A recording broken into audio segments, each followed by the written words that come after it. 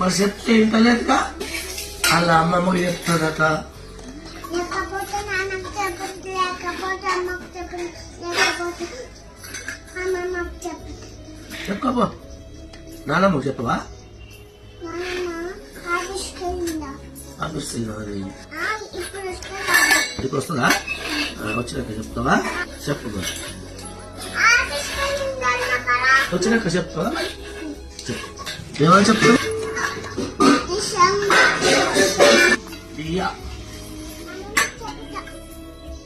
చెప్పమ్మా. భయమా నాకు?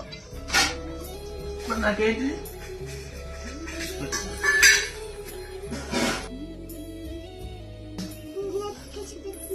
తీసుకొచ్చిన నువ్వు మా అమ్మవు కదా? మా అమ్మ ఏది?